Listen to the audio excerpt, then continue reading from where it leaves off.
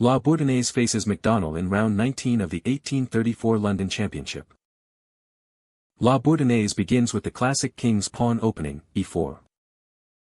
McDonnell responds symmetrically with e5. White develops his bishop to c4, entering the bishop's opening. Black mirrors with bc5, continuing the symmetrical development. Bourdonnais initiates the Lopez variation, a rare opening choice, with qe2. McDonnell plays d6, establishing a solid pawn structure. Other responses like nf6 were also possible. White solidifies the center with d3, perhaps missing an opportunity for a more aggressive 4.f4. Black develops his knight to f6, attacking the central e4 pawn. Bourdonnais makes a genuine pawn sacrifice with h3, seeking to open lines on the king side. McDonnell develops his knight to c6, ignoring the offered pawn for now to focus on central control. White reinforces his d-pawn and prepares for future development. Black repositions his knight, preparing to bring it to a more active square. Bourdonnais retreats his bishop, maintaining its influence on the long diagonal. McDonnell's knight finds a good outpost on g6, eyeing White's f4 square.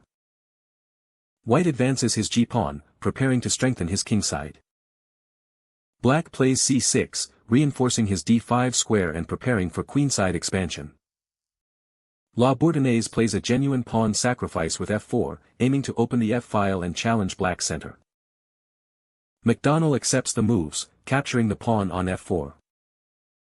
White recaptures with his pawn, opening the g-file for his rook and maintaining central presence. McDonnell captures the knight on g1 with his bishop, exchanging a bishop for a knight and damaging White's kingside pawn structure. Bourdonnais recaptures with his rook, activating it on the open g-file. McDonnell captures the h3 pawn with his bishop, recovering the earlier move's material. Bourdonnais makes another genuine pawn sacrifice with f5, opening lines on the kingside for an attack. McDonnell brings his knight to e5, challenging White's central control. White's rook moves to g3, creating potential threats on the kingside. Black's bishop pins White's queen, adding pressure to the kingside. Bourdonnais unpins his queen by moving it to g2, defending the g-pawn. McDonnell advances his h-pawn, preparing to open lines on the kingside. White plays d4, challenging Black's central control and opening lines for his bishop. Black repositions his knight to d7, preparing it for central action. Bourdonnais develops his bishop to g5, pinning Black's knight on f6. McDonnell activates his queen, putting pressure on White's d4 pawn. White develops his knight, bringing it into the game and supporting the center. McDonnell castles kingside, securing his king, though castling queenside might have been a safer alternative. Bourdonnais brings his bishop to f4, adding pressure to Black's kingside. McDonnell advances his d-pawn, challenging White's central control. Bourdonnais plays e5, making a genuine pawn sacrifice to create complications and open the position. McDonnell develops his rook to e8, eyeing the open e-file. White develops his bishop to e3, kf1 would have been a stronger move to secure the king and develop White's attack.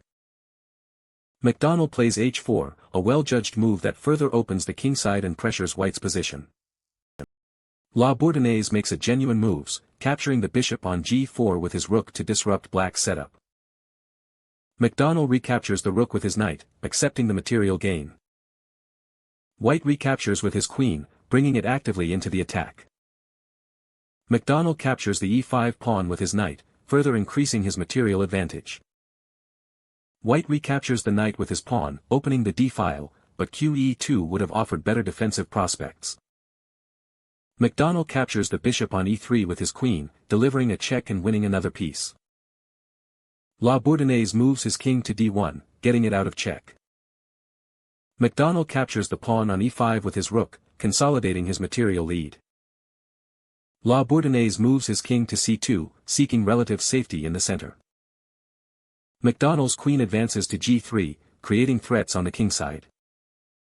White repositions his queen, defending and preparing for exchanges. Black's queen maintains an active role, keeping up the pressure. Bourdonnais captures the h4 pawn with his queen, gaining some material back. McDonnell brings his queen to h6, offering a queen trade and simplifying the position into a winning endgame. Bourdonnais accepts the queen exchange. McDonnell recaptures with his pawn, opening the g-file for his rook. White activates his rook, bringing it to the f-file. Black plays f6, strengthening his kingside pawn structure. Bourdonnais makes a genuine pawn sacrifice with c4, attempting to break open the queenside. McDonnell centralizes his king to f7, preparing it for the endgame. White captures the d5 pawn, opening the c-file. Black recaptures with his pawn, maintaining a solid pawn structure. Bourdonnais centralizes his king to d3, though n4 might have been a more active choice for the knight. McDonnell activates his rook, bringing it to the open g-file. White brings his rook to f4, attacking the f6 pawn. Black's king moves to e7, defending the f6 pawn. Bourdonnais develops his knight to f3, bringing it closer to the action. McDonnell's rook advances to g3, creating threats on the kingside. White centralizes his king to d4. Black centralizes his king further to d6, eyeing the c5 square. Bourdonnais repositions his bishop to d1, aiming for a better defensive square. McDonnell pushes his b-pawn, expanding on the queenside. White pushes his b-pawn, trying to counter Black's queenside expansion. Black plays a6, strengthening his pawn chain on the queenside. Bourdonnais makes a genuine pawn sacrifice with a4, attempting to open lines on the queenside. McDonnell advances his h-pawn, creating a dangerous passed pawn. White captures the b5 pawn, opening the a-file. Black recaptures with his pawn, maintaining his pawn structure. Bourdonnais brings his bishop to c2, eyeing the h7 diagonal. McDonnell activates his rook, bringing it to the second rank. White repositions his bishop to d3, attempting to defend. McDonnell's rook advances to b2, attacking White's b-pawn. Bourdonnais moves his king to e3, avoiding a blunder like kc3 that would lose a piece. McDonnell's rook returns to g4, putting pressure on White's kingside. White develops his knight to d4, aiming to exchange pieces. McDonnell captures the rook on f4 with his rook, winning material. Bourdonnais recaptures with his king, centralizing it. McDonnell captures the b4 pawn with his rook, gaining another pawn and threatening to create more passed pawns. White repositions his king to e3, attempting to consolidate his position. Black brings his king to c5, centralizing it and supporting his pawns.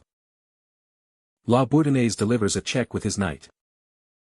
McDonnell moves his king to c6, escaping the check.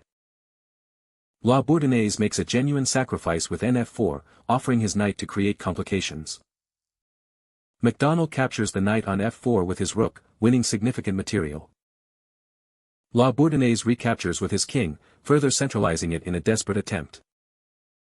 McDonnell brings his king back to c5, ready to support his dangerous passed pawns. White repositions his bishop to e2, trying to defend against Black's advancing pawns. McDonnell advances his h-pawn, pushing it closer to promotion. White moves his king to g4, trying to intercept the h-pawn.